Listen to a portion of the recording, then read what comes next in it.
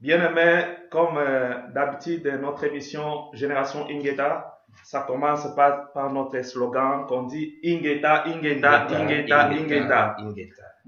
Bien, je ne vais pas tarder sur ça parce que vous savez, comme d'habitude, émission Nabiso, Tolobaka na Lingala, Tolobaka na français, mais le quoi Tolobaka Toza, Mangalaphone, nous aimons bien donner l'importance et le valeur pour notre langue nationale. Nous avons 4 langues nationales. Nous avons Lingala, Chiluba, Kikongo, Swahili. Et nous avons les dialectes, au moins 200 et quelques dialectes dans notre pays. Mais aujourd'hui, je suis très heureux de recevoir mon frère Jean-Paul Zouzi, qui est un combattant parmi les combattants de la diaspora congolaise qui ici sur Mulhouse et qui œuvre dans notre diaspora pour soutenir les changements que nous, les combattants, nous cherchons pour notre pays. Nous avons plusieurs questions à se poser. Et si nous sommes là, c'est plus sur son livre qu'il va écrire bientôt, Pauvreté et souffrance du peuple congolais à travers les âges. Donc, à travers les âges, nous allons parler avec lui. Il va nous dire ce qu'il pense de la guerre qui est à l'RDC, en Est, et qui va aussi nous parler à Kolobanabiso. Oyo azomona na makambo ezoleka mikolo oyo. Oyo ezoleka parce que tozana des choses oyo ezoleka mikolo oyo, oyo ezoleka ezake dialogue, bato mususu balingi dialogue, bato mususu bakombata bazonga na kine, donc nyonso na tokosolola na ye akoloba avant naloba mingi ingeta mon frère Jean-Paul. Ingeta mon frère. Bonne santé. Non, santé kitoko malamu. Très bien, très calme. Namoni oza posé yango ya bibiso lelo tolobi bon tosolola ndeko na biso na émission na biso Génération Ingeta. Ndeko na biso Jean-Paul. Motuna liboso se présenter nano. Pesa kombo na yo. Pesa parce que tolingi toyeba congolais azanani. Est-ce que yo yebi mboka na yo? Est-ce que yo yebi place au Buta? Congo, je connais très bien le Congo. Je sais d'où je viens. Et nous luttons pour le Congo. Je me nomme Jean-Paul. Mon nom de famille c'est Nzuzi Wasingu. Déjà Nzuzi, ça dit déjà quelque chose. Bon, s'inquiéter, botala ndeko na biso azana linette, boyi bata manette, baloba mingi ba français. Mais biso lokola tozolo batokolo ba na français na lingala. Baloba lingala très bien même. Na vrai lingala penda. Voilà parce que na sentir que zokende na sens wana mais tokoloba tokota mingi. C'est quand on français ndenge ozamto français mais tala moi mingi lingala po bande ko tozo pesa message mingi balanda lingala. Ah, d'accord, il n'y a pas de souci. Continuez pour se présenter. Bon, ngai komo na ngai Nzuzi Wasingu, prénom na ngai ezali Jean-Paul. Je suis né à Kinshasa à une certaine date et j'ai fait mes études à Kinshasa, l'école maternelle, l'école primaire, l'école secondaire et post-université. En fait, post-primaire, secondaire, j'ai fait à Kinshasa et après je me suis retrouvé ici, notamment par rapport à la situation politique du Congo qui a fait que je me retrouve ici en Europe. Et je vis ici en Europe, je suis marié, j'ai une femme avec 2 enfants et je vis à Mulhouse. Et je travaille à Mulhouse dans beaucoup de domaines, dans les domaines de l'interprétation, dans les domaines du bâtiment, dans les domaines de la charcuterie, donc voilà quoi. Ma famille à Kinshasa. Donc polyvalent. Ouais, je suis polyvalent. C'est ça, c'est la richesse. C'est ça la richesse. Au biso ba congolais tozanamo, et ça richesse au tozanamo. Je voudrais ajouter une chose. Oui.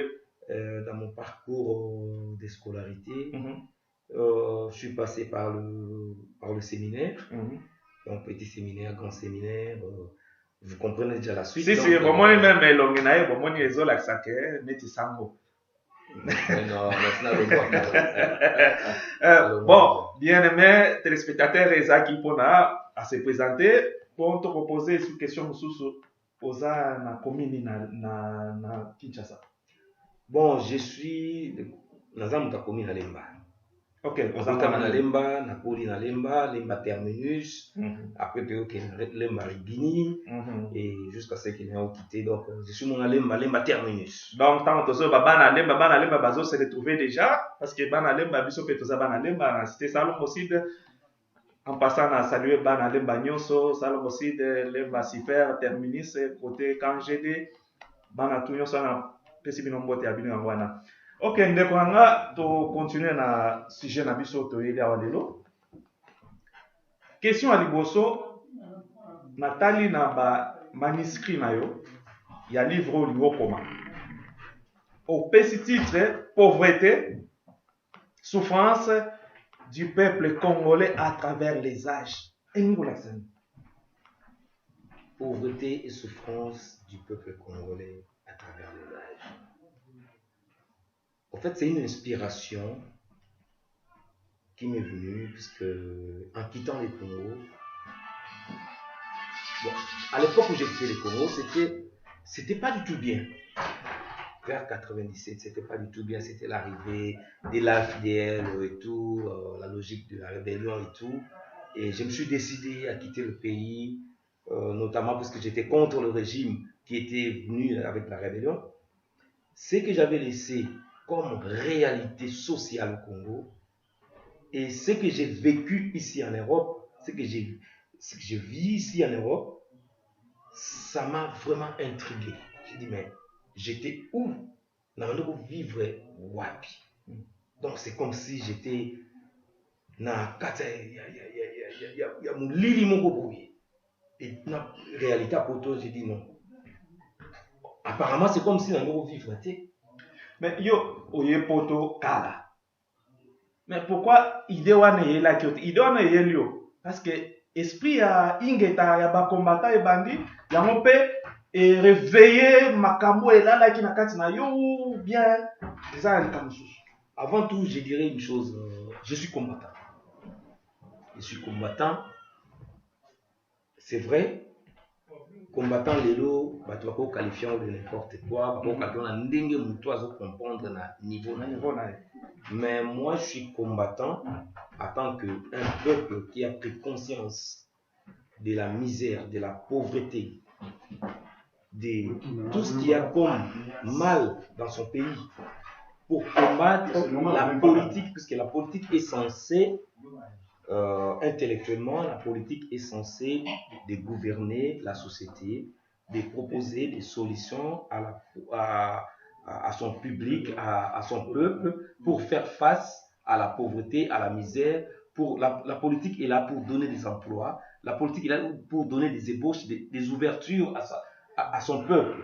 Mais quand je vois un peuple qui souffre, aussi longtemps qu'il y a la politique qui existe... Mais moi je te coupe pas la parole, on peut se tutoyer, parce que vous n'avez pas de souci, je dis que ceci, parce qu'il y a les 5 chantiers au Congo, il y a celui qui est au pouvoir qui dit tout est bien, il y a les députés qui passent par là, les Ouera qui disent Champs-Élysées, boulevard du 30 juin est comme Champs-Élysées, mais toi tu dis le peuple est dans la souffrance. C'est pas une contradictoire, c'est pas... Non, effectivement, il y a un paradoxe. Il y a un paradoxe dans le sens où, c'est vrai, on peut dire que non, le pays va bien. C'est pas puisqu'on a construit des routes que le pays va bien. Moi, je vois plus, mon travail, c'est juste au niveau du peuple. Mon travail, le contexte de mon travail, c'est par rapport à la souffrance, à la pauvreté du peuple. On peut construire des immeubles, on peut construire des routes. Mais si le peuple est dans la souffrance, ça sert à quoi? Est-ce que ces routes-là, le peuple dans la souffrance, il ne travaille pas ces peuples-là. Ce peuple n'a pas d'emploi, ce peuple n'a pas d'ouverture. La politique qui est là est censée de donner des ouvertures, est censée de donner des opportunités à la population. Mais si la politique ne fait pas cela, le peuple, même si vous construisez des routes, même si vous construisez des immeubles, même si vous faites des châteaux d'eau, je ne sais pas quoi, et le peuple, où est la part du peuple? Le peuple est dans la souffrance, dans la pauvreté. Mais c'est un pays riche, un peuple pauvre, un peuple qui vit dans la souffrance, un peuple qui vit dans la guerre, dans le viol. Comment pouvez-vous Comment tu peux me dire que non, je te dis toi, comment Non, tu peux me dire que non. c'est un pays qu'on est en train de construire? Oui, je n'accepte pas, ça c'est bien. Bravo pour la construction. Mais le peuple, où est la part du peuple dans cette construction? Et tout ça, d'après vous, ça a commencé depuis quand? Parce que je vois dans votre livre, c'est pas encore sorti, bien aimé, les Congolais, c'est pas encore sorti, c'est le manuscrit. J'ai eu la chance de lire un peu le manuscrit de mon frère. Je lis quelque part, tu as dit, depuis la proclamation des élections, c'est là où ça a commencé les choses. Et tu peux un peu expliquer le peuple qui vous suit maintenant, en lingala en français, mais plus en lingala, pour bayeba, et banda qui ndenge na 2011, parce que le moment où depuis proclamation, et les cas qui va chemin et les qui belé. Bon, l'intitulé de mon livre, c'est La pauvreté et la souffrance du peuple congolais à travers les âges. Je pense les thèmes, bon, en fait, pour l'Imisanga, vas-y, ça mélanger, mais ils sont dans la génération ingeta to linga les anglais. Parce que mon dem mungwana, ils sont des lengi na biso et ça la biso moi. Les manuscrits sont en français. Les manuscrits sont en français, mais c'est sûr, on traduit en mot bali en postant au bimisa. Et peut-être comme en France, kakate. Obligé. Et comme appelle en Congo, et comme appelle je suis interprète ici en France. Voilà. Je ferai une interprétation, une traduction en lingala. 4 langues. Ouais. C'est bon, je ferai les 4 langues puisque voilà. Minasima Swahili. Voilà. C'est ça, Chiluba et Zali qui commentent. Si je parle de Chiluba parce que toi-même tu sais. Ouais. Bon, c'est vrai. Bon, il y a ceci. La zone où il y a plus pauvreté et souffrance, il y a peuple congolais à travers les âges. Ça veut dire quoi? Je suis parti de 1885 à la conférence de Berlin quand on a commencé à faire le partage de l'Afrique par rapport aux Européens. Qui va faire quoi en Afrique? Je suis parti de là jusqu'à 2015 où ça fait maintenant 130 ans de la souffrance et de la pauvreté du peuple congolais. Aussi, donc, bien qu'il y ait la souffrance, bien qu'il y ait la pauvreté, nous sommes dans un pays riche. Ça, c'est vrai. Il y a de l'or, il y a du diamant, il y a du coltan, il y a du zinc, il y a du cobalt, il y a du cuivre, il y a du pétrole, il y a même il y a la forêt, il y a le bois, il y a même ce qu'on appelle la ressource hydro-énergétique. On en a, on est capable de donner de l'électricité partout par rapport à notre fleuve. Donc on a tout ça, mais un peuple pauvre et qui souffre. Donc c'est un paradoxe. C'est ces paradoxes-là qui m'a poussé un peu à réfléchir un peu, mais qu'il faut-il comprendre et qu'il faut-il faire? Ce sont les deux questions qui vont me permettre de répondre pour résoudre les problèmes de la pauvreté et de la souffrance. Je dis pas, quand je dis résoudre, c'est pas donner à manger, mais du moins donner les pistes, les ouvertures pour que le peuple comprenne ce qu'il faut faire. On va aller mollo, on va se limiter sur que faut-il comprendre, parce qu'il y a des questions. Que faut-il comprendre et que faire? On va d'abord parler que faut-il comprendre. Que faut-il comprendre et que faut-il faire? Que faut-il comprendre? J'aimerais un peu partir un peu de la réalité un peu plus récente, les élections de 2011. Il y a eu les élections de 2011, beaucoup de tricheries, des irrégularités. Mais malgré tout ça, on proclame Kabila comme étant président gagnant les élections, président de la République. D'un côté. Et de l'autre, il y a M. Tshisekedi qui s'autoproclame président de la République. Donc deux présidents dans un pays où le peuple est pauvre, le peuple est dans la souffrance. Il y a deux présidents de la République. L'un proclamé par la CENI, qui est vraiment l'autorité responsable pour proclamer ces élections. De l'autre, il y a M. Tshisekedi qui s'autoproclame président de la République. Qui est un président élu, parce qu'il a été élu, effectivement, logiquement, il a été élu. Logiquement. Et l'autre n'était pas élu, mais il a pris le pouvoir par la force. Logiquement parlant, c'est M. Tshisekedi qui a été élu, qui a été voté. C'est M. Tshisekedi qui a été voté par le peuple. C'est le peuple qui a légué le pouvoir à M. Tshisekedi pour que M. Tshisekedi le dirige pendant un certain temps. C'est le peuple qui a donné le pouvoir. D'où le président proclamé par la CENI rencontre des obstacles qui ne lui permettent pas de bien gouverner ce pays, de bien mettre en place sa politique, puisqu'il a été bloqué même au niveau international. Mais comment lui il est bloqué? Parce que lui, il a l'armée derrière lui, il a l'impérium et il a tout ce qu'il faut pour un président dans un pays. Il y a tout ce qu'il faut. Comment il n'arrive pas? Donc, vous savez, en matière du pouvoir, c'est d'abord, quand on parle des élections, on voit le peuple qui donne le pouvoir à une personne pour le diriger pendant un certain temps. Au moment où le peuple ne t'a pas donné le pouvoir et que toi tu prends le pouvoir et tu diriges par défi, tu vas rencontrer des problèmes parce que tu n'as pas la légitimité. Le peuple ne te reconnaît pas. Tu ne te retrouves pas dans ta politique. Et au niveau de l'international, il y a un phénomène, il y a un mouvement, il y a une mouvance qui est née, c'est le combattant. Et le combattant fait bloc. Mais les combattants, les gens du pays, ils disent Bobundaraka na 8000 km, boya na mboka. Parce que kuna bossa la bino rien, kaka kosala ba combat la bino kobeta ba musicien, kobeta ba politicien. Donc, et ça là, n'a pas effet mon côté. Bon, c'est vrai, on peut se permettre de le dire. Mais il y a une réalité. C'est qu'aujourd'hui, on est dans la mondialisation. Qui veut dire mondialisation? Qui veut dire coopération internationale? Qui veut dire la diplomatie internationale?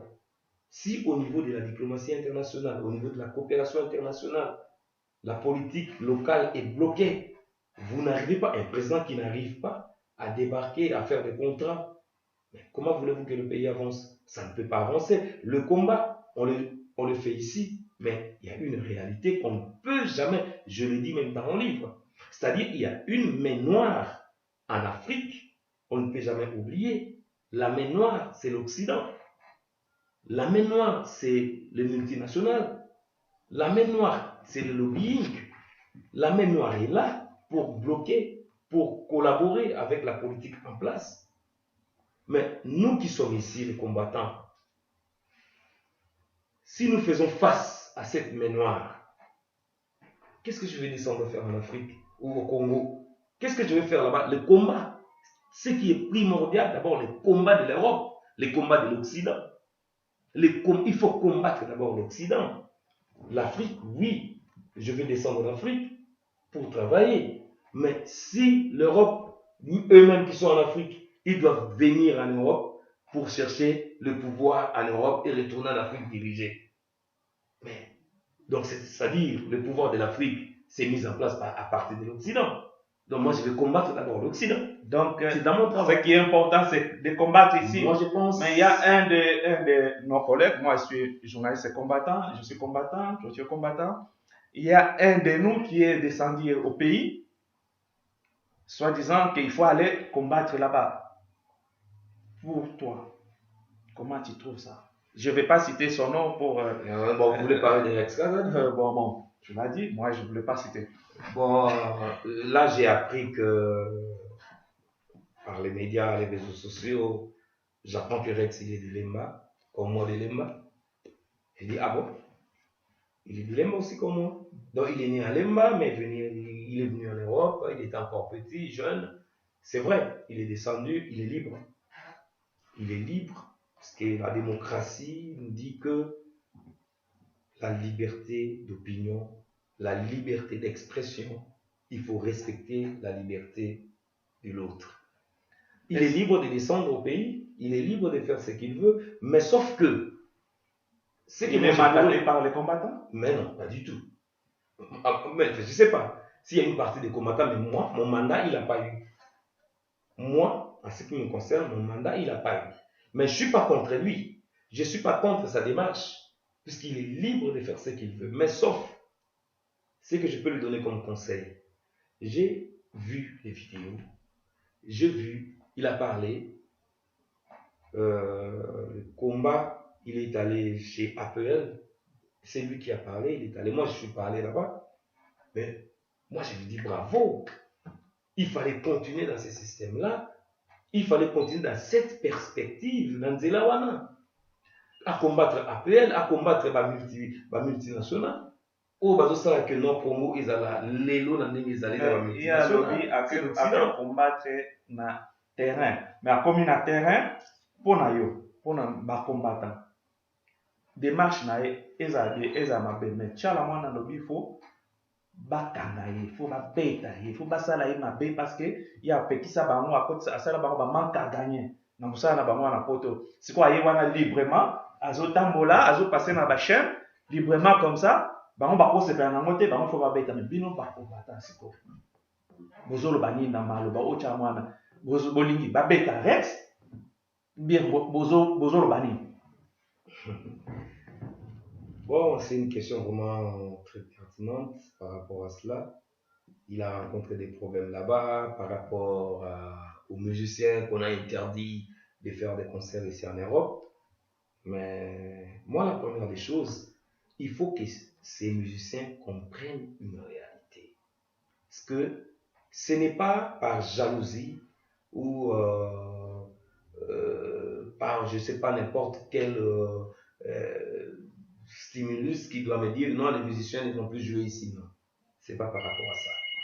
Quelque part, nous devons réfléchir. Rex, aujourd'hui à Kinshasa, Soki lelo, Mama Chalamwana, a télémélié, au Yim Toné, ça, je pense, Mama Chalamwana n'a pas non plus, n'a pas condamné Yeti, na façon na yazo ko réclamer.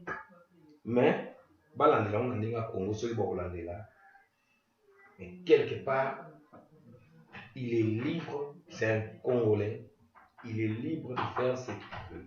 S'il rencontre des problèmes là-bas, ce n'est pas les combattants qui lui ont donné la permission d'aller à Kinshasa. Ce n'est pas les combattants, ça ne concerne pas les combattants, ça ne concerne que lui et le BPK. Chose qui est normale aussi, ça concerne lui et le BPK. Il descend à Kinshasa et les musiciens là-bas, ils veulent monter tout un scénario contre lui. C'est à lui et le BPK de savoir comment se défendre par rapport à tout ça. Mais, quelque part, c'est un des combattants qui a lutté avec nous. Moi, personnellement, ça n'engage que moi-même, je ne peux pas accepter que le musicien congolais ou Chalamona, Mama Chalamona, puisse réagir de la sorte en l'envers de Rex Kazadi. Mais Rex, ce qu'il est en train de faire, si vraiment il est dans la logique des combattants, à la logique du combat que nous avons commencé ici, il descend à Kinshasa dans la même logique. Je dis au cas où il serait dans la même logique que nous ici, je vois que c'est pour le bien de Mama Chalamwana.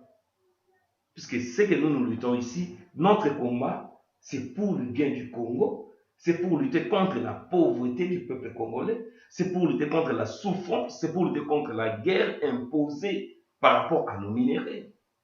C'est pour le bien de Mama Chalamwana, c'est pour le bien de tout le monde, c'est pour le bien de Kabila, lui-même le président, c'est pour son bien. S'il n'arrive pas à parler aux Rwandais, s'il n'arrive pas à dire clairement aux Rwandais que vous violez nos femmes, vous tuez nos enfants, vous tuez nos frères, c'est pour son bien que nous luttons ici.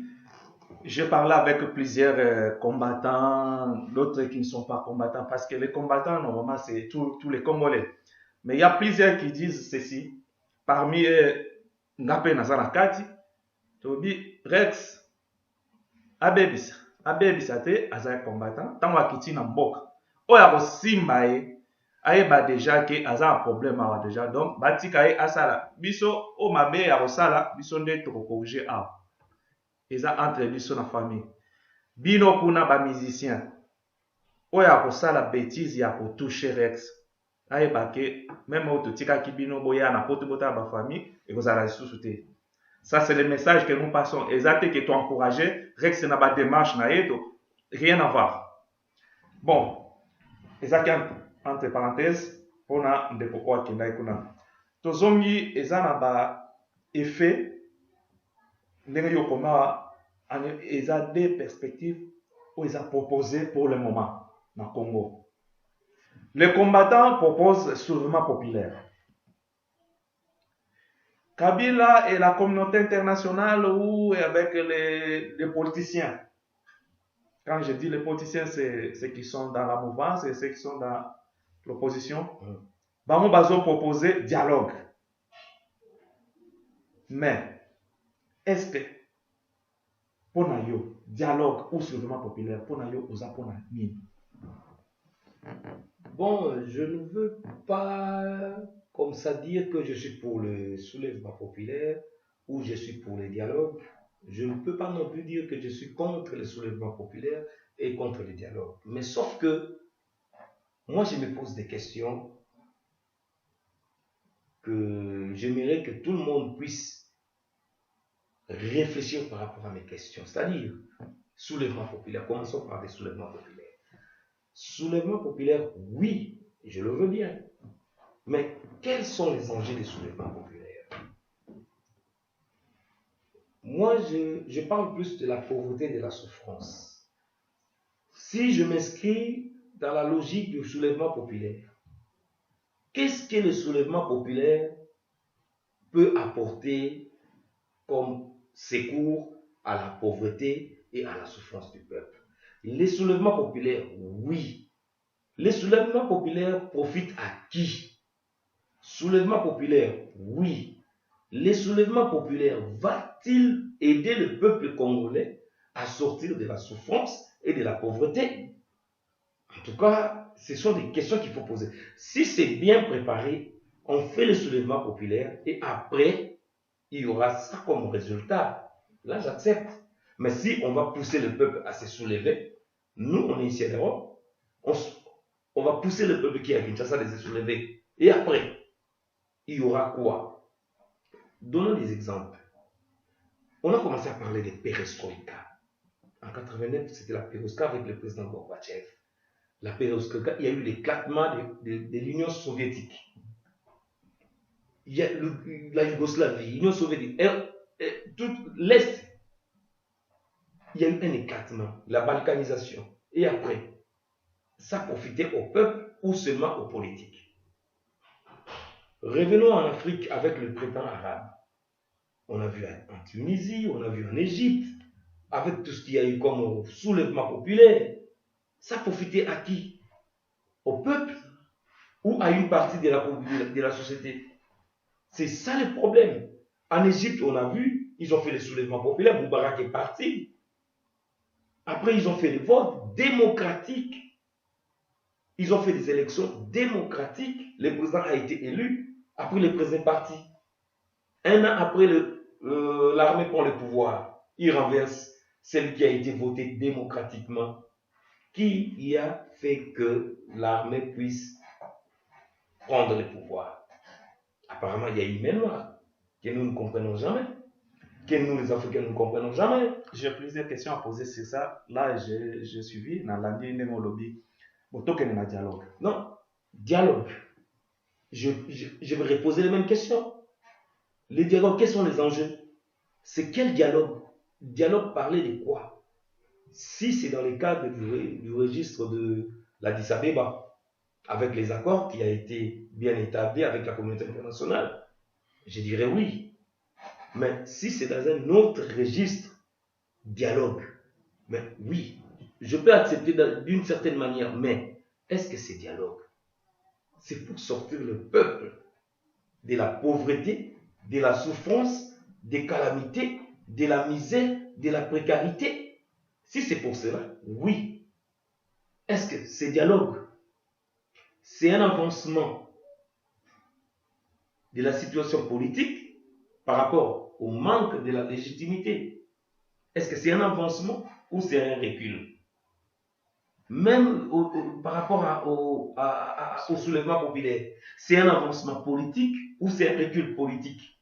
C'est ça les problèmes, c'est ça la problématique. Mais quand on se pose des questions comme ça, bien sûr, on se pose des questions. Mais que faut-il faire? Il faut rester sans rien faire ou il faut faire quelque chose? En ce qui me concerne, là je vais donner mon opinion par rapport aux résolutions que je prévois dans mon livre.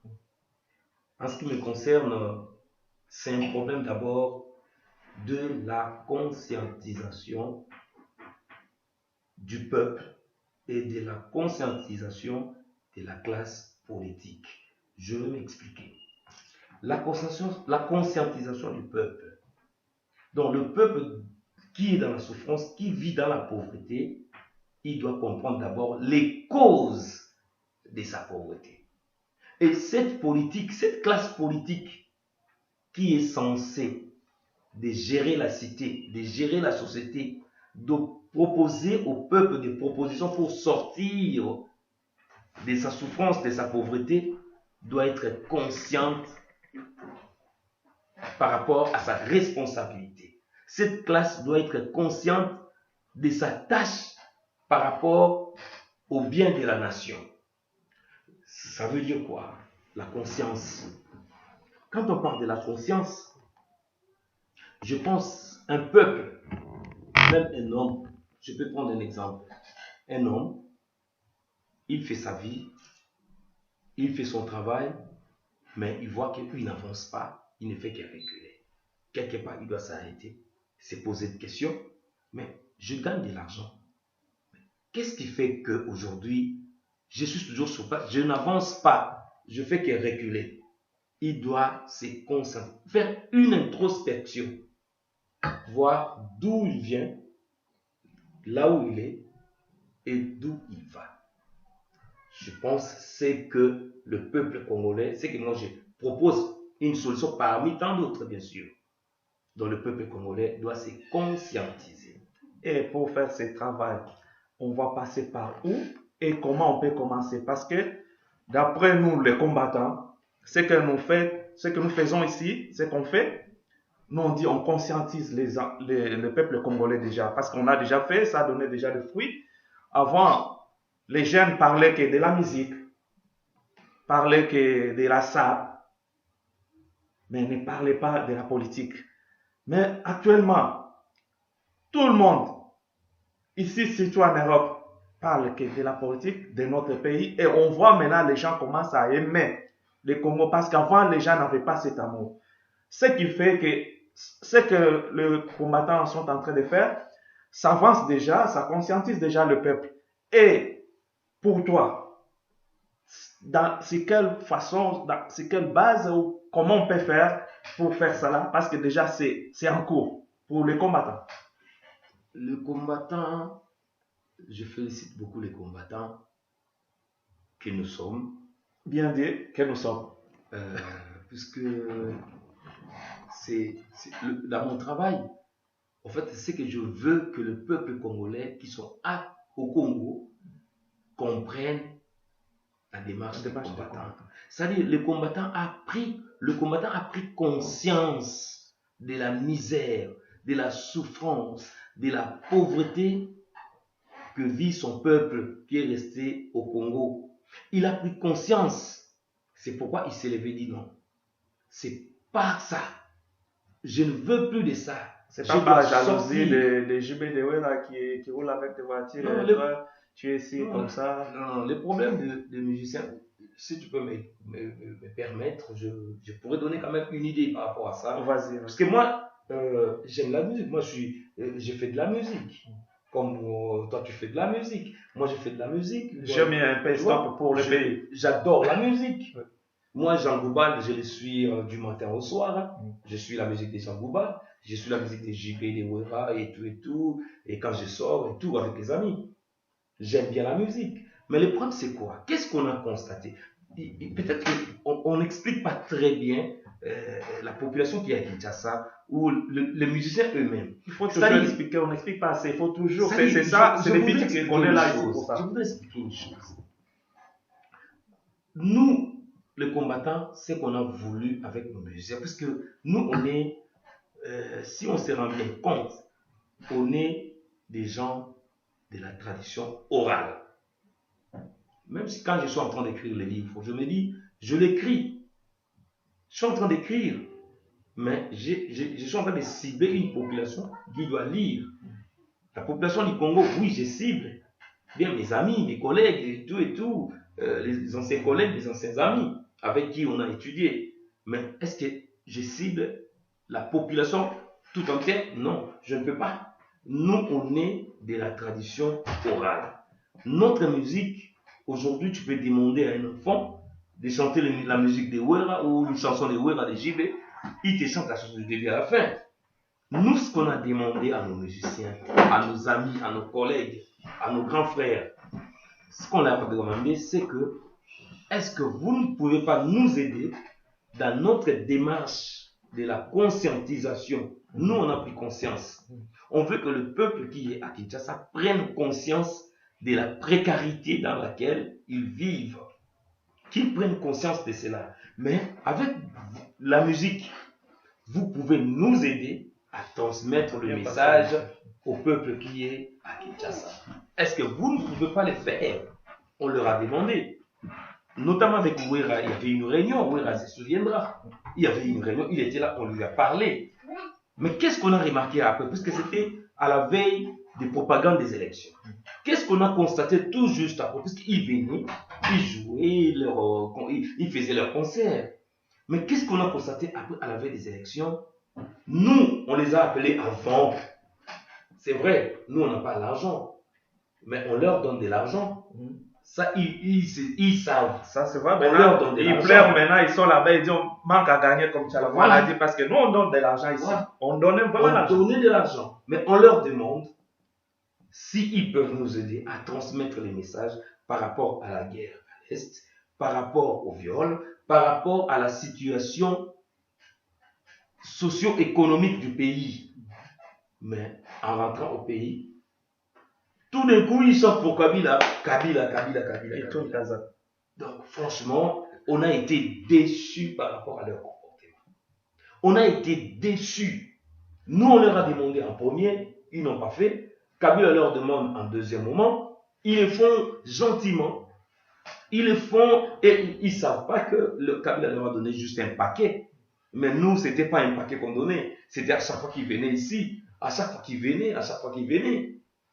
C'est ça. C'est là où on s'est dit que non, écoutez, apparemment, vous ne comprenez pas. Vous comprenez la logique des Kabila, la logique de nous, ceux qui sont à la diaspora, vous ne comprenez pas. Alors restez avec Kabila. Jouez pour Kabila. Jouer pour Kabila, c'est simple, c'est un monde de choses. On leur a demandé un service, mais Kabila leur demande, ils exécutent pour Kabila. Pour nous, ils ont refusé. Restez avec Kabila, c'est ça? Jouer avec Kabila, rester avec Kabila, jouer là-bas, bobeta kuna, bozwa bambongo ebele. Bien aimé, conscientisation. Que faire? La piste ni yozo pesa pour conscientiser peuple oazana Congo. Parce que ça les autres ça na ba combattant, na ba message zo ke mais ba o bazana Congo. Piste ni yozo pesa autre que ça parce que il vient à eux yambana. Mais au fait, quand on parle de la conscientisation, j'aimerais qu'on se comprenne, c'est-à-dire le peuple doit prendre conscience de sa pauvreté et de sa souffrance et se poser des questions existentielles. Pourquoi? Quelles sont les causes de cette souffrance et quelles sont les causes de cette pauvreté? Mais quelque part, avant de parler de la conscience, quand on parle de la conscience, on voit l'histoire. C'est-à-dire quand on fait une introspection, la conscience commence par une introspection. Quand on fait une introspection, on voit le passé. Le passé, ça veut dire l'histoire. Puisque notre expérience actuelle, nous ne pourrons très bien les comprendre que dans le miroir de l'histoire.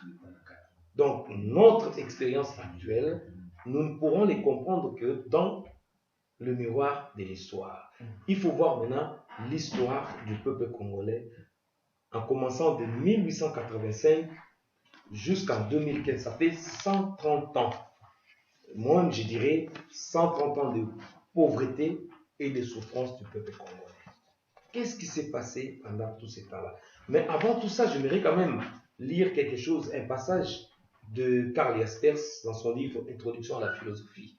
Bon, la philosophie, on comprend la philosophie parce que c'est votre domaine préféré, la philosophie. Karl Jaspers, dans son livre Introduction à la philosophie, il disait ceci: aucune réalité plus que l'histoire n'est essentielle pour la conscience que nous comprenons de nous-mêmes. C'est l'histoire qui nous livre l'horizon humain le plus large. C'est l'histoire qui nous transmet les valeurs traditionnelles capables de fonder notre vie. Et c'est l'histoire qui nous montre les normes à appliquer au présent. C'est quoi l'histoire du peuple congolais? Ça, c'est bien dit. Ça la résumé. Non, de manière lapidaire. Voilà. Bon.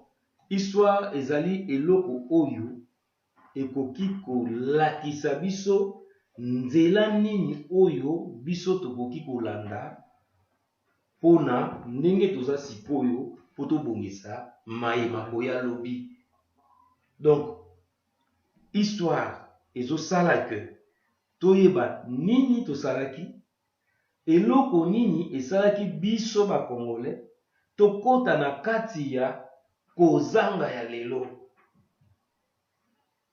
Nzokande mboka na biso na ndenge ya solo eza na mosolo. Mboka na biso eza na bomengo. Mboka na biso ezali na nkita. Mais eloko nini ezali kosala ke lelo mboka na biso bakongole toza na kati ya mboka oyo eza na nkita, mboka eza na misolo, mboka ezali na bamatière ya lolenge na lenge, lelo tozala na bozangi mpe tozala na mpasi. Eloko nini esali ke tokoma ndenge tozali selon yo ou bien selon histoire ya mboka na biso oyo oyebi? En tout cas, nakosepela tolanda lolenge histoire eluti mpe place ezali komema biso bongo tokoloba eloko nini esali ke tokoma esika boye mpe tosala makasi tolongwa na place tozali. Commençons par l'histoire. 1885, conférence de Berlin. Na conférence de Berlin, Mondele alingi kokabola Afrique. L'homme blanc veut partager l'Afrique comme un gâteau. Mais en ce qui concerne le Congo, on constate que en 1885, le Congo était déjà un État indépendant. Dans toute l'Afrique, il y avait des colonies, il y avait des colonisateurs, mais le Congo était État indépendant. Mais une propriété, il faut préciser, c'était une propriété des rois des Belges, roi Léopold. C'était sa propriété à lui, privée. Mais un État indépendant du Congo, c'était EIC, un État indépendant du Congo. De 1885 jusqu'à 1909, la communauté européenne va décider de donner le Congo non plus à celui qui était le roi, le prince, le propriétaire du Congo, mais on a donné à la Belgique. Ça devient une colonie belge. Pourquoi ça devenait une colonie belge? Je parle ça de manière lapidaire. Je ne veux pas entrer dans les détails, mais c'était juste par rapport au massacre qu'on a constaté que le peuple lui-même a réagi contre ces massacres. Le massacre par rapport à Eveya, il a fallu prendre l'Eveya, il a fallu, par rapport à leur caoutchouc, par rapport à tout ce qu'ils voulaient faire avec ça, le peuple a réagi, la communauté européenne a dit non, niet, par rapport au roi des Belges. Donc, peuple a sali, ou il la communauté internationale a bangi, yama sali lelo. C'était une réaction du peuple des autochtones. Ils ont constaté le pillage, ils ont constaté le massacre. Il fallait couper même donc ils ont tué, ils ont coupé les mains, ils ont coupé les bras du peuple congolais par le roi des Belges, par l'autorisation des rois des Belges. Et dans tout ça, la communauté internationale a eu peur à la manifestation, aux réactions du peuple qui était là sur place, aux autochtones. Ils ont dit non, on donne ça à la Belgique. Ça devient une colonie belge en 1909. De 1909 à 1959, le peuple congolais a réagi, s'est relevé encore par rapport à la colonisation. Le peuple a voulu la liberté, a demandé l'indépendance. 1959. Et en 1960, on va donner l'indépendance au peuple congolais. On donne l'indépendance au peuple congolais. Il y a un premier gouvernement, un premier président de la République qui est là, Kasavubu, et Lumumba comme étant son premier ministre. Mais qu'est-ce qu'on a remarqué? L'histoire nous apprend quoi? Parce que moi, je ne vivais pas à cette époque-là. Mais c'est que l'histoire m'apprend aujourd'hui. Il y a eu une incompréhension, il y a eu des logiques, il y a eu une bipolarité. Le président Kasavubu et son premier ministre Lumumba. Incompréhension, le président de la République va destituer le premier ministre. Or, le premier ministre était issu du Parlement. Il va destituer le premier ministre à son tour aussi. Il va destituer le président de la République. Et tout ça qui était derrière tout ça. Voilà, quand je parlais de la main noire. La main noire, c'est l'Occident, c'est clair. C'est l'Occident, c'est la main noire. Ils ont fait que ces deux personnes soient en contradiction. Et dans cette contradiction, dans la logique toujours de la main noire, on verra, il y a Mobutu qui surgit. Mobutu, ne l'oublions pas, Mobutu c'est un membre de la diaspora, puisque la table ronde, quand on est venu à la table ronde en Belgique, Mobutu était déjà en Belgique. Tous ces mondes-là, ils ont trouvé Mobutu en Belgique. Mobutu était membre de la diaspora. Nous aussi, on est membre de la diaspora. Nous devons réfléchir aussi par rapport à ça. On ne va pas nous utiliser. On va nous utiliser. Si on va nous utiliser, c'est pour le bien du peuple ou c'est pour le bien du peuple. Donc, ils ont déjà commencé à utiliser les autres. Je peux le dire. Ils ont déjà commencé à utiliser. Je vois même les politiciens qui sont au Congo. Janvier, ils sont venus tous ici en Europe. Quand il y a eu le soulèvement populaire du peuple congolais au mois de janvier 19, 21, 22, 23, 24, on a vu tout le monde marcher, tout le monde voyager, venir vers les États-Unis, venir vers l'Europe. On les a vus, mais c'est pour faire quoi? C'est pour chercher le pouvoir ou pas? On s'est demandé même. Il y a même Martin Fayulu, il est passé en Belgique, moi j'ai suivi. Martin Fayulu, il en a parlé. On lui a même posé la question par rapport, si Kabila aujourd'hui, avant les élections, Kabila, on arrivait à pas faire partir Kabila, qu'est-ce que vous, lui-même, Martin Fayulu, on lui a posé la question, vous proposez quoi? Il a dit remporter docteur Mukwege. Il a dit, c'est pour dire que c'est l'Occident qui est toujours là, mais eux, ils ne comprennent pas. C'est pourquoi j'ai dit, il faut prendre des conseils, il faut concentrer même les hommes politiques. Donc, ils ont pris Mobutu après. Ils ont pris Mobutu. Mobutu a installé un pouvoir autocratique, un pouvoir dictatorial, un pouvoir où tu ne pouvais même pas parler. C'est à cette époque de Mobutu que moi je suis né. À cette époque-là, tu ne pouvais même pas parler. Avec Mobutu de 65 jusqu'à 1997, 1997. Il s'est passé des problèmes. Heureusement, en 1982, avec les 13 parlementaires, où on a vu les hommes vaillants, les hommes courageux. En tout cas, je les félicite beaucoup. Tu peux citer les noms, Bon, c'est vrai, actuellement, on peut parler de M. Etienne Tshisekedi, qui reste toujours dans l'opposition. On peut parler de Kyungu Kwakumanza, mais malheureusement, il a changé, il fait sa politique comme il entend, mais ce n'est plus dans la logique de l'UDPS, du départ de l'opposition. Moi, je me réjouis de 82, des 13 parlementaires. Ils sont allés plus loin. Ils ont coincé le régime de Mobutu. Ils ont mis Mobutu à nu jusqu'à ce que vers 89, 90, il y a eu la conférence nationale. La conférence nationale, c'est un grand dialogue par excellence. Si aujourd'hui on va parler des dialogues, il faut savoir que la conférence nationale souveraine, dirigée par actuellement le cardinal Mosengo, c'était un grand dialogue par excellence du peuple congolais.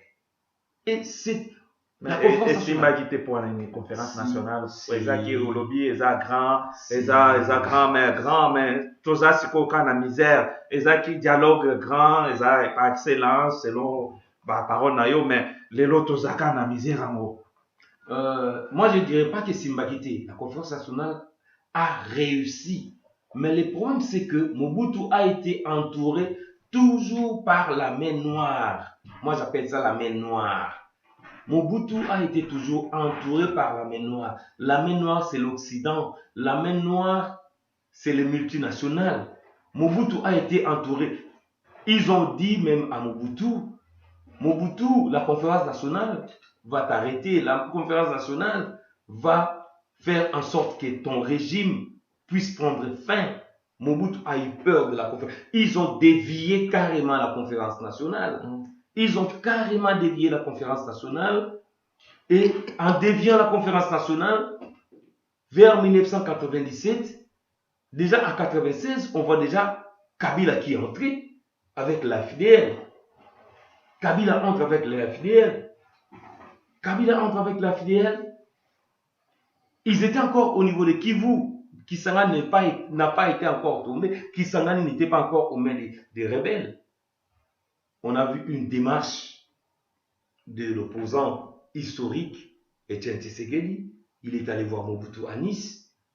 Tshisekedi est allé voir Mobutu à Nice pour dialoguer avec Mobutu. Là, j'ai lu aussi l'initiative. Dialoguer avec Mobutu, mettre en place, répondre toutes les propositions qui a été donnée par la conférence nationale souveraine. C'est pas la même démarche que ce qu'il est en train de faire actuellement avec Hippolyte Kanambe et Joseph Kabila. C'est la question qu'il faut se poser. C'est pour cela que j'avais dit tout au début, les dialogues, oui, mais quel genre de dialogue? Quels sont les enjeux? Quels sont les cahiers de route? Quelles sont les feuilles de route? Ils peuvent parler. Nous suivons la logique Addis Abeba, mais en face de Kabila, ça sera la même logique. Et si Kabila dit non à la logique d'Addis Abeba, qu'est-ce qu'ils vont proposer à Kabila? Qu'est-ce qu'ils vont proposer à Kabila? J'ai déjà lu quelque part, les journalistes, des commentaires, mes confrères qui ont dit, d'après l'IDPS, ce qu'ils cherchent à proposer, c'est pas que Kabila reste pour que Kabila donne le pouvoir qu'il a confisqué par la force. Est-ce que Kabila va accepter ça? Reprendre le pouvoir aux mains de Kabila. En tant que Kabila, en tant que dictateur, je ne pense pas qu'il va accepter. Faut-il faire un dialogue ou il ne faut pas faire le dialogue? Je vais répondre un peu ce que je dis tout à l'heure. Je suis pour les soulèvements populaires. Je suis pour les dialogues. Qu'on me dise pas n'importe quoi, mais je m'explique. Maintenant, non, je vous pose la question. Entre les deux, il faut choisir parce qu'on ne peut pas faire les deux en même temps. Ou tu veux qu'on fasse les deux en même temps, il y a des dialogues, ou il y a aussi des soulèvements, ou on fait une chose à la fois. Tu vas me laisser quand même le temps de m'expliquer. Moi, j'aurais souhaité qu'on fasse le deux en même temps ou qu'on ne fasse pas les deux en même temps. Je m'explique. C'est un peu philosophique. J'aimerais bien les dialogues, parce que les dialogues évitent les dérapages. Les dialogues évitent les tueries. Les dialogues évitent le monde. Puisque les dialogues, par excellence, c'est ce qui est recommandé, même dans la Bible. Quand on parle du pardon, le pardon, il faut le dialogue avant le pardon. Nous dialoguons par rapport à ce qui s'est passé. Après, on s'est dit pardon. Il faut le dialogue. Donc, le dialogue, moi je pense que c'est une perspective par excellence qu'il faut, même dans la démocratie, on parle du dialogue. Donc, le dialogue, c'est démocratique. Je suis pour le dialogue, mais je suis aussi pour les soulèvements populaires. Pourquoi j'ai dit ça? Le dialogue avec Kabila, mais dans le registre établi par Addis Abeba. le registre établi avec les accords d'Addis Abeba, oui, on va au dialogue. Vous allez avec Kabila au dialogue. Mais si Kabila refuse les résolutions d'Addis Abeba, les résolutions imposées par la communauté, pas imposées, mais proposées par la communauté internationale, moi je pense, nous avons déjà, comment je peux dire, une préparation d'un soulèvement populaire. Parce qu'on n'a pas à nous condamner si on passe au soulèvement populaire. Puisqu'on dit à Kabila, on va dialoguer, voilà, on a été déjà, Kabila a signé la résolution d'Addis Abeba. Il était là, il a signé. S'il refuse aujourd'hui les propositions d'Addis Abeba, et pourtant lui-même il parle des dialogues, n'oublions pas qu'il a fait la concertation en remplaçant les dialogues. Mais si aujourd'hui il accepte des dialogues, j'ai vu Kabila accepter avec la majorité. J'ai regardé vos informations. Il a parlé des dialogues. Mais je ne sais pas s'il parle à sa manière. Mais s'il parle des dialogues, il a directement ou indirectement nié les concertations qui se sont déroulées déjà. Puisque lui-même, il parle maintenant le langage du dialogue. Donc, il nie les concertations. S'il parle le langage du dialogue, qu'on s'inscrive sur le registre d'Addis Abeba. Mais s'il refuse les registres d'Addis Abeba, parce que le registre d'Addis Abeba est clair, s'il résiste, il refuse les registres d'Addis Abeba, on passe au soulèvement populaire. Et c'est le moment de faire un dialogue, parce que Kabila a pris le pouvoir il doit faire 5 ans de mandat depuis 2011. Et c'est le moment, parce que bientôt là, dans quelques mois, Kabila va finir le mandat qu'il a eu par la force. Il y aura les élections qui sont prévues, logiquement. Est-ce que c'est le moment de dialoguer ou c'est le moment d'arranger comment passer aux élections qui finissent? Parce que Kabila, c'est quelqu'un qui est finissant. Et comment on va aller dialoguer avec quelqu'un qui est finissant? Le dialogue, ça allait être mieux si c'était avant. Avant, quand il a pris le pouvoir en 2011, en 2012, pour parler. Maintenant, qu'est-ce qu'on va aller parler? Qu'il laisse le pouvoir, qu'il fasse quoi? Parce qu'il a déjà pris trop de temps au pouvoir et maintenant il lui reste peu de temps et vous cherchez le dialogue. Est-ce que ça c'est important en ce moment ou c'est... Comment vous trouvez ça? Moi je vois comment les gens s'agitent un peu, ça et là, dialogue, tout ça. Pourquoi dialogue? Il est déjà finissant et tout. C'est vrai. Mais on est en 2015, son mandat finit en 2016. Si aujourd'hui, la classe politique et le peuple congolais, moi je ne veux pas dissocier la classe politique et le peuple congolais. C'est ce qui me fait mal. C'est ce qui met le peuple dans la pauvreté, dans la souffrance. Puisqu'il y a une démarcation entre la classe politique et le peuple. La classe politique, je vois tout le monde, et la majorité et l'opposition, je vois tout le monde. Parce que ça, eux-mêmes, ils votent aussi. Donc, ils sont de la population. Je ne vais pas dissocier. Si aujourd'hui le peuple et la classe politique acceptent de passer au dialogue, je le dis bien qu'il est vraiment vers la porte, mais sur le plan politique, nous devons réfléchir aussi. Parce que la politique, ce n'est pas seulement, puisqu'on a dit le bien est bien, il faut nécessairement faire le bien. Même dans la vie morale, ce n'est pas puisqu'on dit le bien est bien, on va nécessairement faire le bien. C'est pour cela qu'il y a la loi qui contredit. C'est-à-dire Kabila, politiquement, la majorité politiquement, on est à la veille des élections où Kabila ne va plus se présenter. Logiquement parlant, Kabila et sa classe majoritaire devaient déjà proposer un candidat pour préparer les élections. Mais on est à la veille, il n'y a rien. Mais c'est pourquoi ils cherchent le dialogue, parce qu'ils savent qu'ils ne veulent pas partir. Est-ce que si aujourd'hui on parle avec Kabila, il dit on fait un gouvernement de large union nationale pour préparer les élections. Cela, c'est pas un piège pour donner encore le temps à Kabila, comme un glissement dans les constitutions pour rester un peu longtemps. Parce que, comme tu viens de le dire, on est en 2015. On doit déjà commencer à faire le propagande, tout ça, mais ils n'ont pas encore montré les candidats.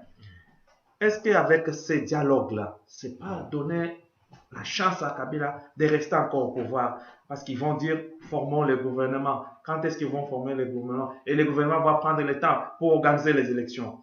Est-ce que ça, c'est possible? C'est faisable? Je pense, à mon avis, en ce qui me concerne, les opposants, soi-disant, les opposants, en fait, moi j'aimerais bien parler du peuple congolais, parce que ces opposants-là, finalement, je ne sais plus, je n'arrive plus à comprendre qui est opposant, qui n'est plus opposant, ça me dépasse. J'aimerais bien parler du peuple congolais, c'est-à-dire le peuple congolais qui avait voulu ces dialogues juste après les élections, juste une année après, on a proposé à Addis Abeba. Kabila n'a pas voulu ces dialogues. Kabila est allé faire la concertation. Mais aujourd'hui, la même opposition parle de dialogue. Kabila accepte aussi facilement. Écoutez, ça c'est pas un piège. C'est pourquoi je parle de la conscientisation. Cette classe politique qui va au dialogue, est-ce que c'est pour le bien du peuple? Est-ce que c'est pour sortir le peuple de la souffrance? C'est pour sortir le peuple de la pauvreté? Ou c'est pour leur bien? Ou c'est pour leur parti politique? C'est pas tout le peuple qui est dans le parti politique. Ou c'est partager le gâteau. Non, moi je ne confirme pas. C'est pourquoi moi je veux conscientiser ces gens-là qui veulent aller au dialogue. Moi je confirme parce qu'il y en a qui se bousculent maintenant pour avoir des postes au ministère. Mais c'est dommage, mon frère. C'est dommage, mon frère Kabonka. C'est dommage. S'ils doivent aller là-bas, moi je pense le peuple est mis à l'écart. Or, nous luttons ici. Nous voulons faire face à la pauvreté du peuple, à la souffrance du peuple congolais.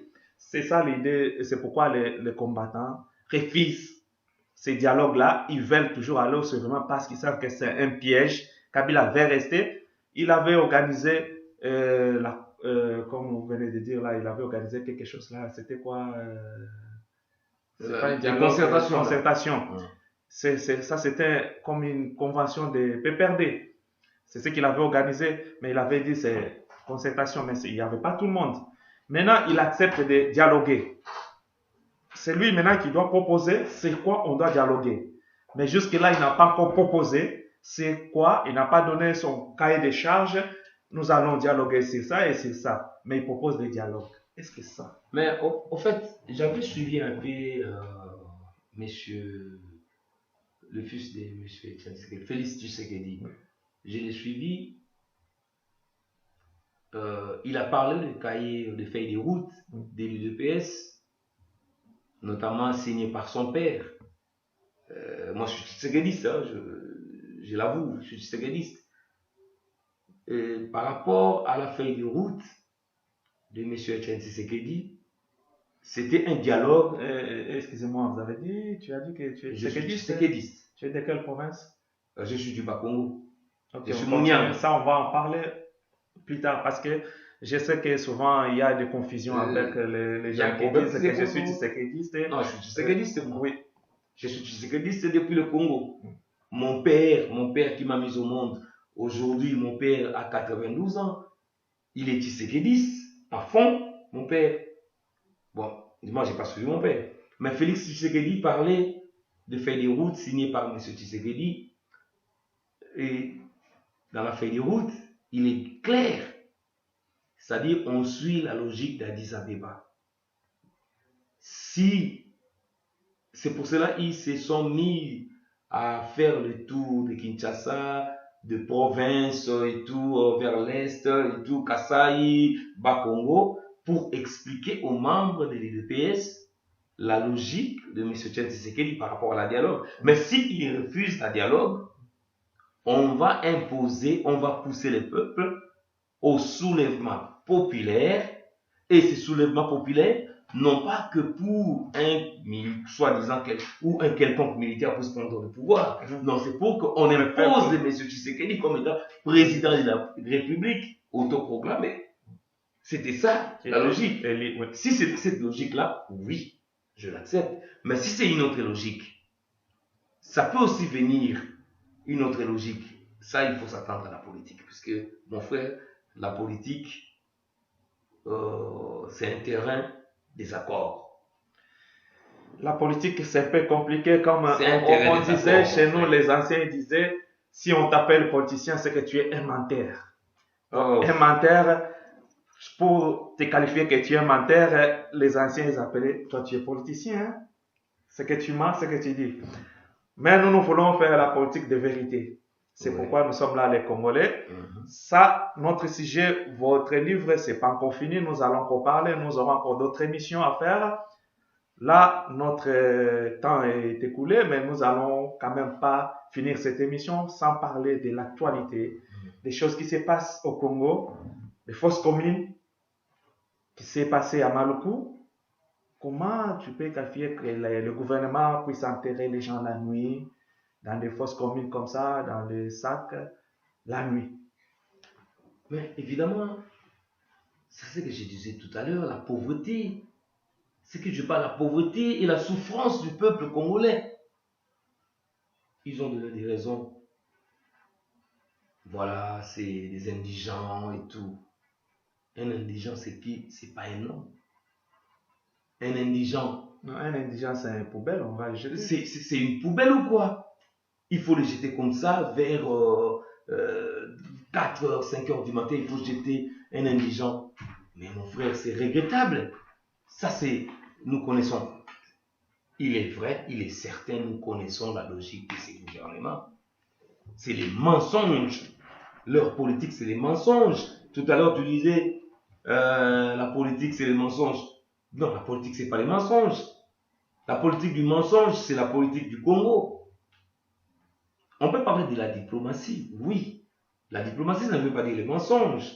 Mais la politique du mensonge, c'est pour cela aujourd'hui les Congolais, même j'ai un ami, mon vieux, de Lemba, qui me disait un jour, ah, petit nana, la politique, la politique, c'est quoi, nous, quand on grandissait, même nos parents, ils ont la politique, ma belle. Moi, nous avons la politique, ma belle. Non, ça veut dire quoi? Ça veut pas dire le mensonge. Non, j'ai beaucoup réfléchi à ça. Puisque la politique, c'est défini de plusieurs manières. Il y a la politique de l'économie, il y a la politique de la vision, il y a la politique de la construction. C'est la politique de vision que toi tu as pour les dialogues. Si on dit aujourd'hui on va dialogue, quel genre de dialogue tu peux proposer? Si on veut aller au soulèvement, c'est pour conclure sur cela. Ouais. Si on va au dialogue, c'est quel dialogue on peut faire? Si on va au soulèvement, c'est quel soulèvement? Ça, c'est ce que toi tu proposes pour conclure. Ça, vraiment, c'est très important. C'est une question pertinente. Moi, je voudrais bien, s'il faut aller au dialogue, tout dialogue a des préalables. On ne peut pas aller dialoguer puisque c'est toi qui as les armes. Non, non, on ne peut pas aller dialoguer puisque c'est toi qui as les armes. Non, il y a des préalables pour un dialogue. C'est-à-dire, les préalables, il y a des cahiers de charges que tout le monde connaît. Ça ne doit pas être un secret. Les cahiers de charges de l'UDPS, c'est quoi? Ça ne doit pas être un secret. Nous avons un cahier de charges qui a été préélaboré et qui a été déjà préélaboré à Addis Abeba. C'est un cahier de charges. Pourquoi ne pas suivre cela? Pourquoi vous voulez un dialogue? Non, l'UDPS n'a pas à nous imposer un dialogue. L'UDPS doit faire un dialogue suivant un registre préétabli à Addis Abeba. Je suis pour le soulèvement aussi. Si Kabila refuse le dialogue d'Addis Abeba, je pense qu'il faut passer au soulèvement populaire. Le soulèvement populaire ne veut pas dire laisser les autres prendre le pouvoir à la place du peuple congolais. Il faut suivre ce qui s'est passé à Bujumbura. À Bujumbura, le peuple s'est levé, à Burundi. Le peuple s'est levé, le peuple a été dans la rue, le président a eu peur du peuple. Qu'est-ce qui s'est passé après? Ils ont organisé un faux coup d'État. Bon, ouais, on l'a dit. J'entends aussi les gens le parler. C'est un faux coup d'État. Ça peut être aussi vrai, c'est un faux coup d'État. C'est un coup d'État pour remettre les pouvoirs au président sortant. Aujourd'hui, il n'y a plus rien. Qu'est-ce qu'il y a? Le peuple ne marche plus, puisque le pouvoir a repris les choses en main. Est-ce que le peuple est découragé parce qu'il croyait à ces coups d'État, mais il ne savait pas que c'était un coup d'État monté par les régimes en place. Ce qui peut se passer aussi au Congo. Il faut savoir, au Congo, il y a des Rwandais. Ça s'est déjà passé plusieurs fois, les coups d'État manqués. À l'époque de Mobutu. Même avec Kabila. Avec Kanambela. Même Kanambela, ça fait déjà... J'entends des coups d'État manqués. Oh non, les gens... On arrête même des femmes qui ils ont fait... Écoutez, ça c'est pour renforcer le pouvoir. On a connu ça à l'époque de Mobutu, on connaît tout ça, tous ces systèmes-là. Je me rappelle encore, j'étais encore au petit séminaire à l'époque, où les sergents Bayo, ça je ne peux jamais oublier les noms, les sergents Bayo, les éléments des CETA, ils ont voulu faire un coup d'État, ils ont pris la voie du Zaïre à l'époque. Je me rappelle, j'étais au petit séminaire, nous on n'est pas loin, il y a même des coups de balles qui sont descendus au petit séminaire, il y a un ami qui s'est blessé même avec des coups de balles.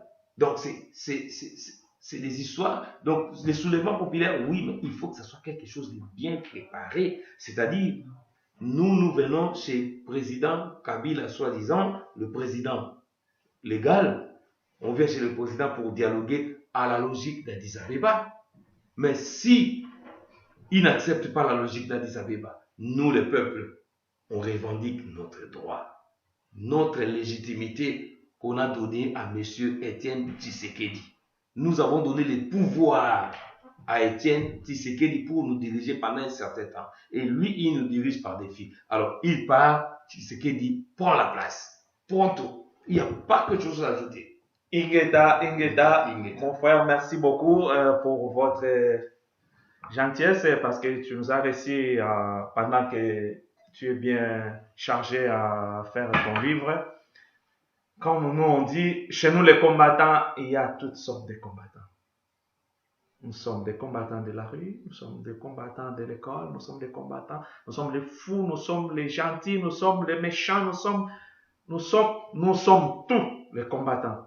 Nous avons toutes sortes de combattants. Des écrivains, des médecins, des abbés, comme ça, comme lui, les curés, les ex qui... Comme ça, les ex, moi je suis musicien, mais j'ai stoppé. Il y en a tout, on a tout.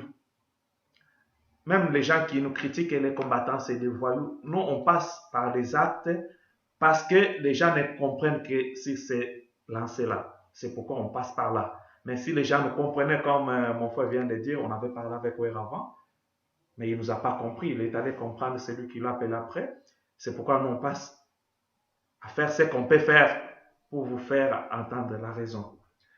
Mais avant qu'on puisse conclure, je voulais intervenir un peu par rapport aux combattants. Quand tu dis que ce n'est pas des voyous.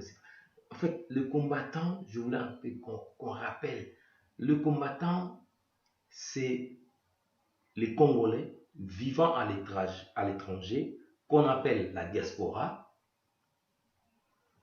ayant pris conscience de la pauvreté, de la misère, de la souffrance, de la précarité de ses frères vivant au Congo, il veut réagir par rapport aux acteurs politiques qui le dirigent très mal, qui gouvernent très mal le pays. Combattant n'est pas seulement contre Kabila. Combattant, il est aussi contre tout celui qui prend le pouvoir, même en dehors de Kabila, même si c'était un Tshisekedi qui prend le pouvoir, mais qui est contre la volonté du peuple. Nous allons les combattre et Tshisekedi nous verra sur son chemin. Nous combattons les systèmes. Nous combattons les systèmes. Nous combattons la pauvreté. Nous combattons la souffrance, nous combattons la guerre, nous combattons les viols qu'il y a au Congo. Nous ne combattons pas seulement Kabila, nous combattons tout celui qui dirige mal le Congo. C'est ça les combattants. Les combattants, c'est à vie. Donc tout celui qui va diriger le Congo très mal, on est contre lui. Mais les gens croient que si Kabila part, fini le combat. Ah, mais non, mais on rigole ou quoi? Mais non, les combattants, c'est, je dis, une prise de conscience de sa pauvreté, de sa souffrance, aussi longtemps qu'il vit dans un pays très riche. Il vit dans un pays où il y a tout. Il vit dans un pays où tout le monde envie ce pays. Comment je peux rester pauvre? Comment je peux rester, je peux souffrir? Comment je peux vivre dans des précarités? Ce n'est pas normal. C'est pour cela qu'il y a le combattant. Le combattant, ce n'est pas Kabila, ce n'est pas les musiciens. On s'en fout. Nous, on est contre les musiciens aujourd'hui. Ce n'est pas qu'on n'aime pas la musique congolaise. C'est pas qu'on n'aime pas la culture congolaise. Et la musique, c'est aussi juste une partie ça de la culture. Hein. Parce c'est pas la culture. Charles Moine a confondu et dit que notre culture, c'est la musique. Non. Et la danse obscène, comme les danses. Non, écoutons. Parce que j'écoute la musique. Parce que c'est ça, les Congolais, il faut danser, montrer les sous-vêtements, tout ça. Et comme Charles Moine a dit, c'est ça notre culture. Écoute, je voudrais aussi dire une chose. Vous savez, le musicien tel que Jean Goubal. Jean Goubal, il vient d'Europe. Hein. Jean Goubal, il fait des productions en plein air. Jean Goubal, il est là. En Belgique, il vient, il fait des promos en plein air. En été, Jean Goubal est invité. Il vient, il joue. Mais on laisse Jean Goubal jouer. Pourquoi? Parce qu'il fait de la bonne musique. Il éduque la masse. Ça fait partie aussi des exigences des combattants. Voilà, c'est pour cela que nous avons exigé, nous avons demandé, pas exigé, demandé aux musiciens congolais s'ils peuvent s'associer à nous par rapport à nos idées contre la pauvreté, contre la souffrance, contre les gouvernements qui dirigent mal, les gouvernements qui ne savent pas faire face, qui ne savent pas proposer des solutions au peuple qui souffre. C'est ça. Ingeta, un dernier mot pour les combattants, pour la diaspora congolaise de Mulhouse, pour tous ceux qui vivent ici à Mulhouse avec toi. Qu'est-ce que tu peux dire pour notre combat? Je ne m'attendais pas à cette question, c'est très important. Ça m'a échappé même. Aujourd'hui, je vais adresser aux combattants. Je vois les combattants un peu départagés. Heureusement, on est toujours unis puisqu'on a un seul but. Nous tous, malgré nos diversités, on a un seul but. Mais qu'on comprenne une chose, c'est-à-dire, bien qu'on soit des combattants, mais chacun est libre. Rex est parti. C'est pas Rex qui a commencé les combattants. Rex est venu en 2010. Et pourtant, les combattants, depuis 2005. Depuis 2005. Donc, 5 ans après, Rex est venu en 2010, après, lui-même il le disait, après que celui de la Belgique, Arma Tungulu, la disparition d'Arma Tungulu. C'est Rex, c'est à ce moment-là que Rex est venu. Donc ce n'est pas Rex qui doit éteindre cette lumière, cette force des combattants. Les combattants, c'est une force. Les combattants, peut-être que nous-mêmes, nous ne nous rendons pas compte. Les combattants ont bloqué la diplomatie internationale de Kabila. Les combattants ont bloqué la coopération internationale du Congo. Les combattants, c'est une force.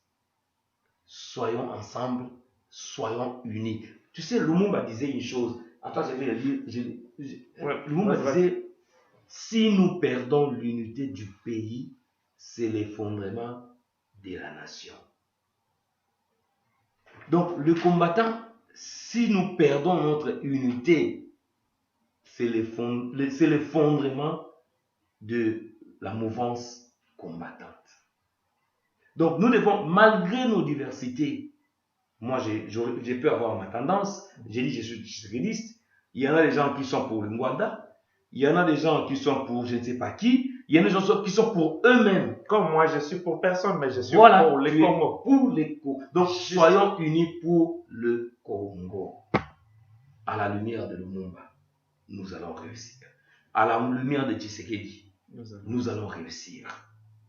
Donc, restons unis. Faisons un bloc. À la lumière de Simon Kimbangu. À la lumière de Simon Kimbangu, merci. À la lumière de Mama Kimbavita. Soyons bloc. Soyons unis. Malgré nos diversités, même la Bible le dit, on est un dans la diversité. Ça, c'est pour les combattants, mais pour les Congolais qui vivent à Milouz. Pour les Congolais qui vivent à Milouz, ça me fait très mal. Ça me touche. Apparemment, ça faut autant critiquer qui que ce soit. Les églises, j'aimerais bien que les communautés ecclésiastiques de Milouz puissent être ouvertes à la diaspora congolaise. Puisque j'ai fait une analyse, je parlais même aux représentants de ces églises, les pasteurs et tout. J'ai fait une analyse, je me suis rendu compte que vous vous êtes repliés vers vous-même, vers vos églises, par rapport à la situation de la pauvreté et de la misère du Congo. Mes frères, l'Église a son rôle par rapport... L'Église ne peut pas rester silencieuse vu la souffrance de son peuple. L'Église ne peut pas se replier, se résigner par rapport à la souffrance de son peuple. Ouvrez-vous. Ouvrez vos portes. Sortez. Faisons la pastorale dans la rue pour le peuple congolais.